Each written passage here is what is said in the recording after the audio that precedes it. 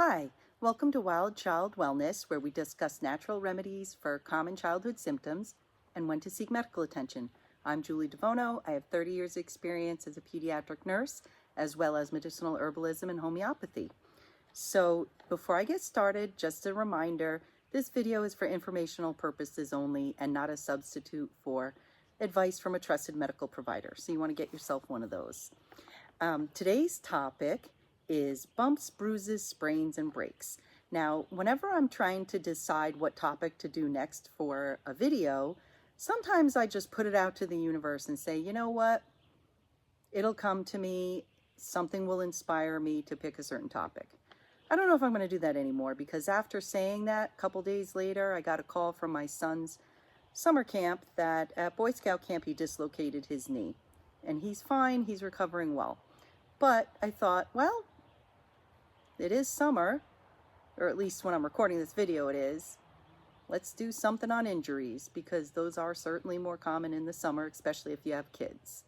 And I do know that the internet and these videos are eternal, so you might be watching this months from now or years from now in the middle of winter, but it's just such a beautiful summer day here in the mountains that I couldn't resist. And of course, injuries can happen in the winter too. You know, kids, they like to hurt themselves all the time. So that's going to be today's topic. Now, just starting with the basics for musculoskeletal injuries, which include fractures or broken bones. It includes sprains and strains, something as simple as a twisted ankle to a sprained elbow or knee, or just even bruises. That all falls under this umbrella. You'll hear me use that term musculoskeletal injuries because that's kind of the umbrella topic for all of this.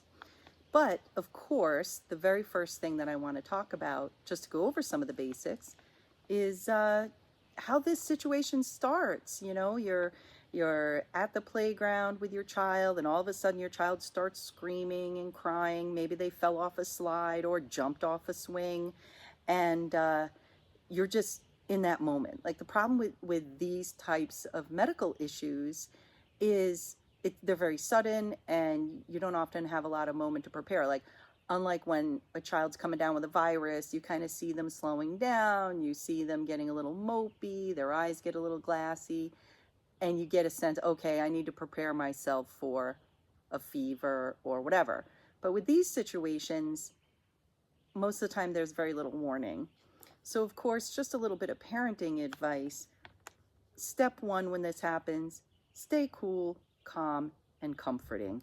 Anxiety is contagious, and if you're upset and obviously anxious and scared, it'll only make your child feel worse, make them anxious. And I know for some people this is difficult, but as a mom, it's kind of, it's your job. So, it's part of your job. So if this is something that's difficult for you, you may want to start doing some work on preparing yourself for these situations. And when something happens, reminding yourself, my child needs me to stay calm, cool, and comforting. And even that's hard for me to do, that's what I need to do. So I'm gonna put on my mom boots and just do it. And that'll only help your child to remain calm as possible, calm down, so that you can assess what's truly going on and not have it masked by a lot of anxiety. Because sometimes when the child's anxious, it can make the symptoms appear more serious than they are, or make it difficult to gauge how serious they truly are. So just a little bit of parenting advice there. Step two is triage. That's a medical term, and we use that term to describe when we're just trying to figure out, okay, how severe is this situation? What am I dealing with? And then you'll know how to handle it appropriately.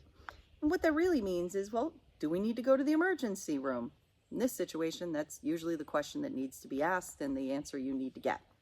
There's an acronym. In medicine, we use a lot of acronyms. We have a lot of stuff to try to remember, and the acronyms help with that. So the acronym for triaging this kind of situation is SLIP, S-L-I-P. S stands for, is there swelling and bruising? Now, within a couple of minutes of an injury, you may not see that yet. It may take a little time, but you want to look for if the area is swollen and if there's a bruise. So that's what the S is for swelling. L is loss of use, because if an arm is broken, they're not going to be able to use it easily. If it's just maybe sprained or strained or bruised, they'll still have pretty decent function. Now, children do something unique that's called guarding. And that means that when you're trying to check, you can't necessarily ask a child the way you can with an adult. Like if an adult comes in, their arm is injured, you can say, okay, I need you to do a couple of things. Do these for me. Well, children are tremendously uncooperative when they're frightened or when they're in pain or when they're injured. So what you want to do is just kind of, don't ask them to do things, but step back and watch them for a couple of minutes, because children don't intentionally try to hide their injuries, and they also don't malinger their injuries. They're pretty honest about it. So if you just watch them for a few minutes, you can see, okay, my child is guarding, meaning like if they've injured their arm, they'll kind of hold their arm close and they'll even reach around the other arm or go out of their way to not use that part of their body. So if you see your child doing that, that's a red flag for the L, which is loss of use. And then the I stands for irregularity, which AKA, or the other word is a deformity. So if the arm or the leg or the foot really seems like the shape is irregular or there's a deformity. I mean, deformity is a better word, but it doesn't fit the acronym very well. So sometimes we'll use a word to make the acronym work, even if it's not the best word. So, you know, irregularity is this part of the body deformed? Does it have an irregular shape? And then the P stands for point tenderness or point bruising. And that's the one that really makes a big difference to me. That's probably the most important letter in the acronym, because it really does differentiate between a break or a sprain. So if I'm examining a child's wrist and I can't tell if they've sprained their wrist or broken their wrist, I'll take my finger and very gently, you know, I'll often ask the question, I'll have the child do it to themselves. I'll say, point or draw a circle around where it hurts. And if the child kind of draws an area like this, that means that the pain is diffused around a large area, and that's usually more indicative of a sprain. But if the child can take one finger and point to exactly where it hurts, that's a red flag that you have very specific pain in a very specific area, and that often indicates the area where a bone could be fractured. And what I've seen over the years too is the point bruising. I kind of added that on my own, because I'll often see that there'll be a little bruise, especially with fingers. If a child comes in with an injured finger and, you know, we're trying to tell, well, did they sprain their finger or did they break it? I'll very often see a very small bruised area, and that's exactly over the fracture point, because when a bone breaks, it causes tissue damage. It breaks blood vessels that are around it, and those blood vessels bleed and they cause a bruise. And that little bruise over that specific area is often the point of the break. And then we'll send them for an x-ray and they'll come back and say, oh yeah, there's an x-ray that shows that. So that's been really helpful for me to, when I'm trying to tell or differentiate between a sprain or a break. So that point tenderness, if the child tells you, oh, the pain is here, okay, that's interesting, that's important. But if they tell you it hurts exactly right here, that's a big red flag that they need to be evaluated, maybe an x-ray to see if they have a fracture. So once you get through that triage, now let's say we've already been through that, and if the injury needs to be evaluated, you've taken those steps, you've brought them to urgent care, you brought them to the emergency room, you've had your x-rays, and you've had them evaluated. Now I want to move on to, let's say you did your evaluation, you did your triage, maybe even you went to urgent care and they did what they needed to do, and they're like, oh yeah, not broken, it's a sprain or a strain or whatever. Okay, now you're home.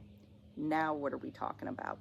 So the first step is treatment. So we're assuming, okay, now what can I do to make my child feel better and to make this injury get better instead of worse? Of course, there's another acronym for that. And that acronym is RICE. That stands for rest, ice, compression, and elevation.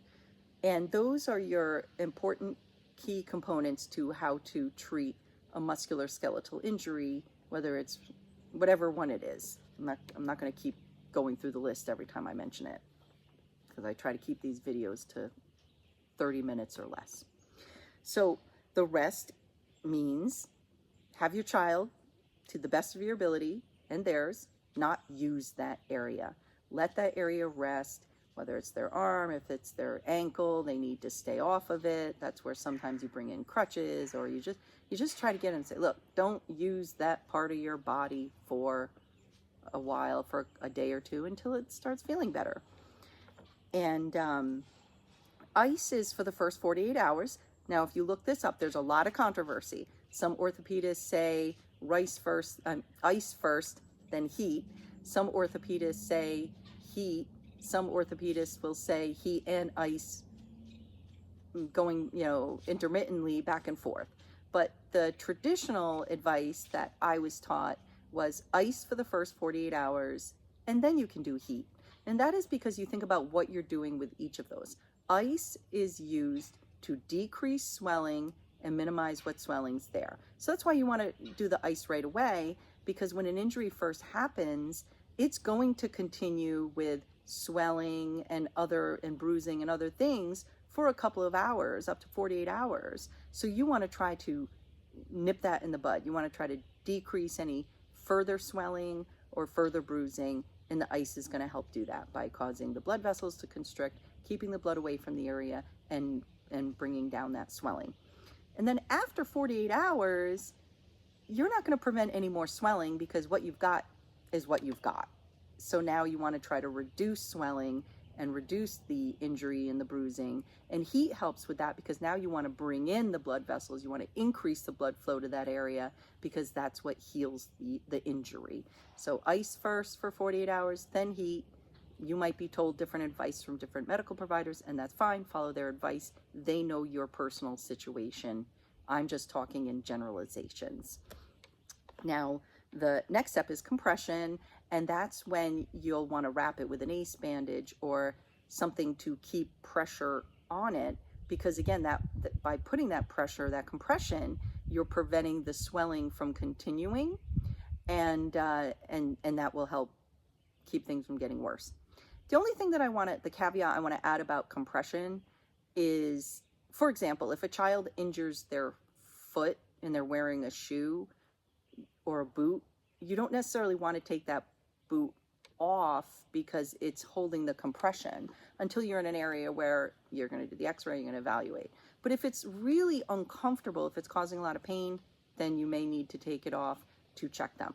Another caveat is when you're wrapping an ankle or a wrist with a compression bandage or an elastic bandage, you don't want it to be so tight that you're cutting off circulation. So if so I always say just use like a medium amount of pressure, enough so that you're giving the area a little hug, but you're not squeezing it so tight that they've got numbness in their toes or in their fingers.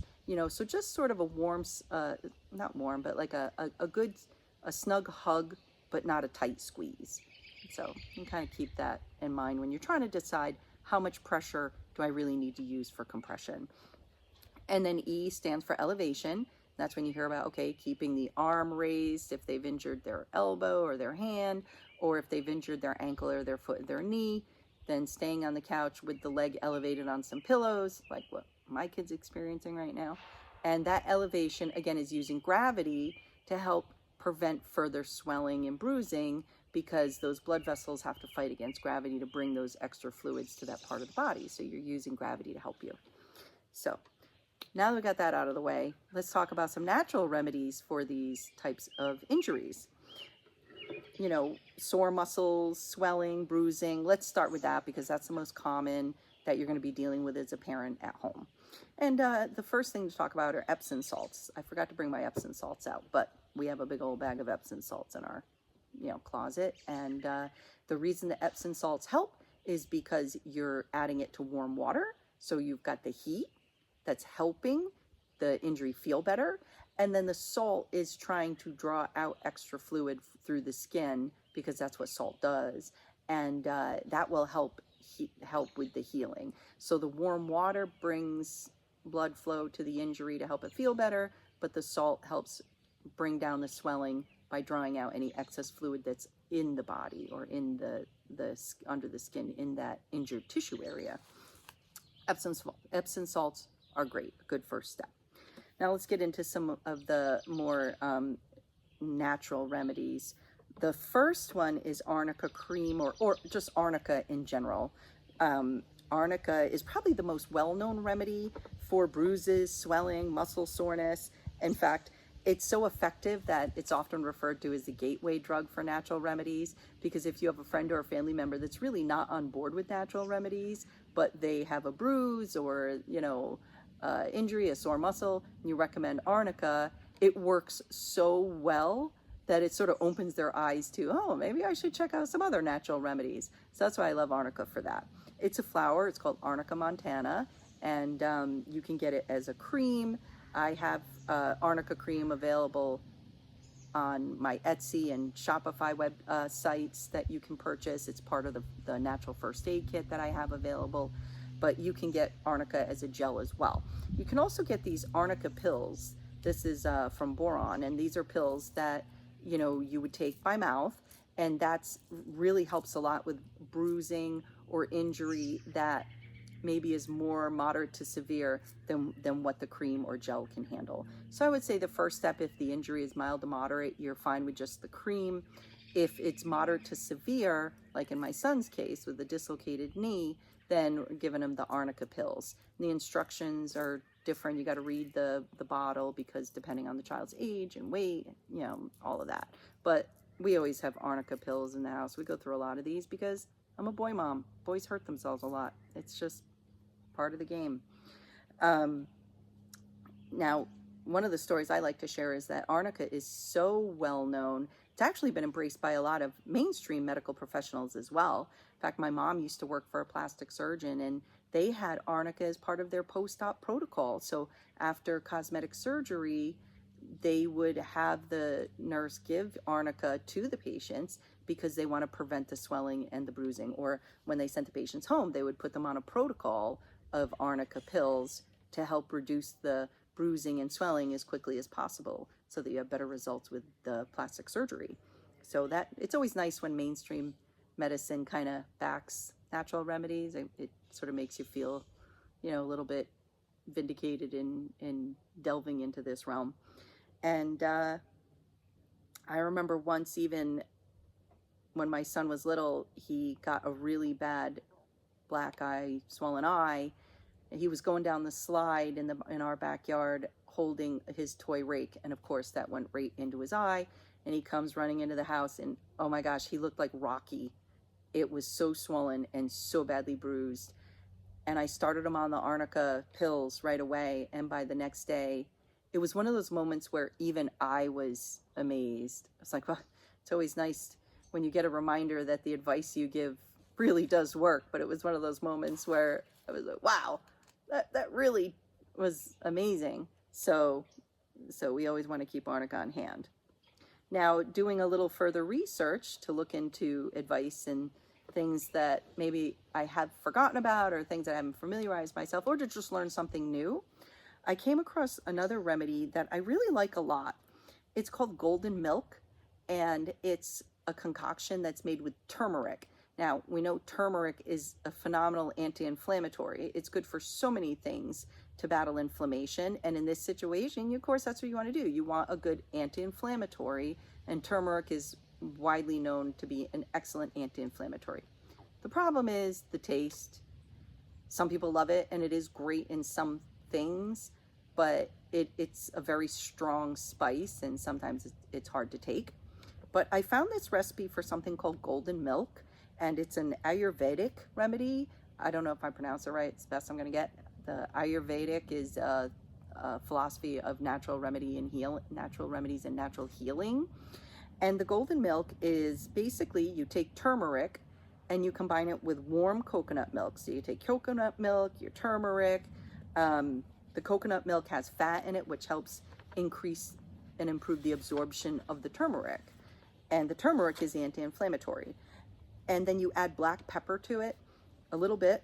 Black pepper activates the curcumin. Curcumin is the name of the actual chemical active ingredient in the turmeric, but the black pepper activates it, so it helps it work better. And then you can add cinnamon for taste, and then add maple syrup or honey as a sweetener. And you put it in a stove and you heat it up, kind of simmer it for about 5 or 10 minutes. And the good thing about this is it's a way to get the turmeric into the child in a way that they like. So I like it because my kid likes it. And that always makes it easier to give and easier to do. It kind of has like almost like a warm chai tea flavor taste to it. So, it's been a game changer in getting my kid to take turmeric instead of having to just say, hey, take this turmeric. I know it tastes terrible, but you got to do it. Now I don't have to fight that battle. One less battle to fight is always a good thing. The golden milk is a great way to do that.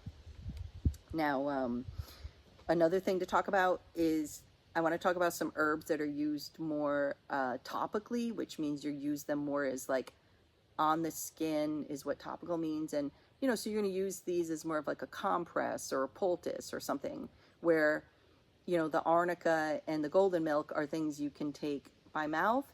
Now I'm going to talk about some herbs that are more used on the injury directly. One of them is chamomile. You can make chamomile tea, put a towel in it, or a bandage, and apply it as a compress to the injured area. And the anti-inflammatory properties of the chamomile will work as a compress. Another one is St. John's wort, which surprised me a little bit because I know St. John's wort as a very important herb for treating depression, but it also is very effective as an anti-inflammatory and very widely recommended to make a compress out of St. John's wort or a poultice and apply it to the wound directly. And what's interesting was when I was reading up on St. John's wort, it even highlighted that it's good for puncture wounds, but it didn't give me any extra information about that. But I just thought that was a really neat thing that I found mentioned. So you can either, when I talk about making, a compress is you use the herb, maybe make like a tea with it, and then put it on a towel or a bandage and use it as sort of like a heating pad. A poultice is where you mash up the plant and you add some warm water, but you kind of make the mash and you add that directly to the wound. So you'll see that a compress is used more commonly when we're talking about closed wounds, like a sprain or an internal broken bone or a bruised area. Poultice is a term that's used, usually you're applying that to an open wound, like a cut or something like that. So, this isn't exact, but in general, that's how these terms are generally used. Now, so those are all things that I recommend for musculoskeletal injuries like bruises, sprains, strains, dislocations, things like that. Now I'm going to move on to talk about when you're actually dealing with a fracture or a broken bone. There are some natural remedies that can help with healing broken bones, and it certainly, can't hurt. I would never recommend going against medical advice. Like if your child breaks their arm, I'm not going to tell you, oh, do these herbs instead. No, you're going to go to your medical provider, and you're going to follow their advice. But these are just some things that you can do in addition to your medical advice to help the mainstream medical remedies work better. One of those is, and I love how a lot of natural remedies and especially plants, herbs, their names come from their uses. So there's this plant called bone set. Now, can you guess why it's called bone set?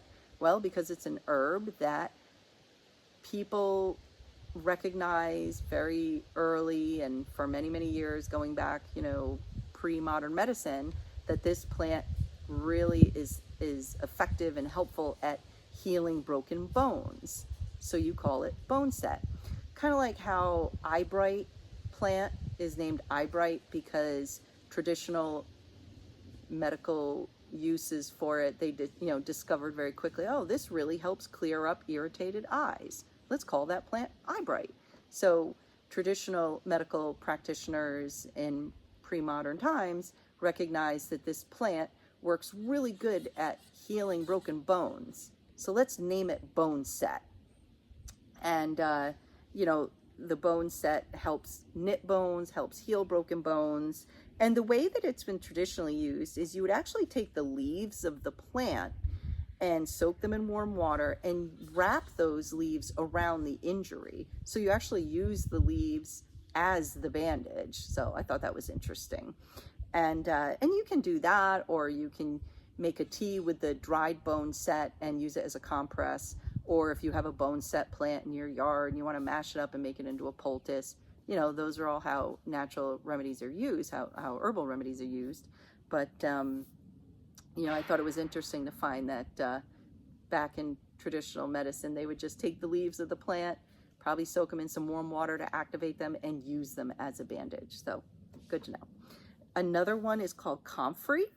Comfrey is very widely known and regarded as very good for healing not just sprains and bruises, but also broken bones, used as a poultice or a compress. Or you can use comfrey as an oil or make a salve or an ointment out of it and use it that way. So I really like that because sometimes it's easier, instead of during an injury, oh, let me run in the backyard and see if I can find some bone set, or let me get this dried bone set and make a tea out of it.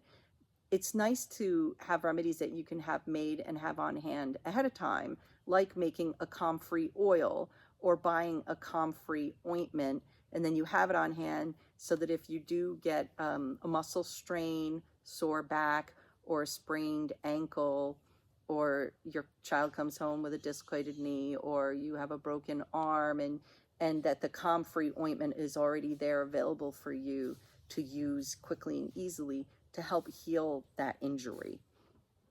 So now I just had some other topics that I couldn't really put under either of those two categories, but so I just put them under the category of other good things to know. And that one of those is yarrow. Yarrow is a plant that is recognized in natural medicine, traditional medicine, as being very effective at stopping bleeding. So if you have it available and you have a cut, you want to help make it, stop bleeding quickly, you can take a yarrow plant and crush it up and make it into a poultice and apply it to that wound. And it has active ingredients in it that actually help stop the bleeding more quickly. So that's good to know. So yarrow plant or a jar of dried yarrow in the house, and if you have a cut or a scrape, you can grab that, put it in a little cup of warm water, make it into a poultice, and apply it to the wound, and it helps stop bleeding quickly. I guess you can also get it make an oil out of it. I might play with that idea. I might try making like a yarrow oil or ointment, like a salve made out of yarrow to have on hand, so that if there's a cut or a scrape that's bleeding, I can apply the yarrow and then put a bandage over it and help stop the bleeding more quickly. Another thing that I wanted to touch on was willow bark. This one's really interesting to me. Willow bark has been used traditionally for hundreds of years as a remedy for pain. So even, like certain Native American groups around the United States, especially here in Pennsylvania, know willow bark. And where I'm from in New England, I grew up even before as a child knowing, oh, willow bark, that's what they use to make aspirin. And they discovered aspirin, which is salicylic acid, because the active ingredient in the willow bark, which is called salicin, has been used traditionally for generations as a pain remedy. So, so it still can be, just because we have other options available doesn't mean we can't sometimes use these things. So willow bark is an excellent pain remedy. It's got the salicin in it, which is the same active ingredient that we use to make aspirin. Now, the other thing to think about, though, is what do we also know about aspirin? Aspirin is a blood thinner, and in fact, sometimes aspirin's even used as a blood thinner, as a remedy or treatment in the early stages, or as a preventative for different, problems, medical problems. But you also want to be mindful of that, so that if you do have an underlying platelet disorder, clotting disorder, if you're anemic, or if that's something that you need to be concerned about, then you do not want to use willow bark as a pain reliever, because it's also got the anti-clotting effects. That's why, some people, their medical providers will recommend that when they have pain and they're trying to decide between Advil, which is ibuprofen, or Tylenol, which is acetaminophen, or aspirin, they'll be directed to use Tylenol, because the ibuprofen and the aspirin are also blood thinners. But if your medical provider says that you don't need to avoid blood thinners for pain relief, then willow bark is on the table for that. Another thing too that's good to know, is completely unrelated, but salicylic acid is a very common ingredient in acne, especially over-the-counter acne remedies. So you can use willow bark and tea, and make a tea out of it and let it cool off, and use it as on your face for acne. A lot of people will make ointments or oils out of willow bark as an acne remedy. So it's always nice, like I've said before, better to have 5 remedies that you know how to use 100 different ways than 100 different remedies that you only know how to use 5 different ways. So it's nice to have that, that multi-use knowledge with these plants. So that's all I'm going to really cover today with this topic. If you find these videos helpful, please like and subscribe. It actually really helps a lot. It lets me know that you do find these videos helpful, and so that I'll know to keep doing them. And if you have any ideas or questions, please feel free to email me with those. Maybe there's some topics that y'all would like covered that I could certainly do. Just let me know. And check out my book on Amazon, so you can have tips and info like this on hand wherever you go. It's a tiny little book that was made to slip easily in a diaper bag or in your glove box of your car, so that when you're out and about and on the go, you have this information available at your fingertips. Also check out, I have some handmade natural products that are available, like I mentioned before, on my Shopify or on Etsy. Things like medicinal herbal teas, diaper rash ointments, natural first aid kits, natural bug repellent, natural after sun spray, etc., etc. So check out those shops if you're interested in some of the natural handmade medicinal herbal products that I have available. And keep in touch. Keep in touch by, like I said, email me if you have any questions or ideas for topics that you'd like covered. You can keep in touch on Facebook, where I post some of these videos as well. I have X, or Twitter, if you still call it, I call it Twix. You can reach out to me that way, or on Instagram. And as always, I hope you're having a beautiful day like this today. I always say it's always a beautiful day, no matter what kind of day it is. So get out there and enjoy it. And I hope this information will help you have better experiences doing that, so that even when those little unexpected bumps and bruises and sprains and breaks happen, you feel prepared with natural remedies at your disposal. So have a great day, and I'll see y'all next time. Bye.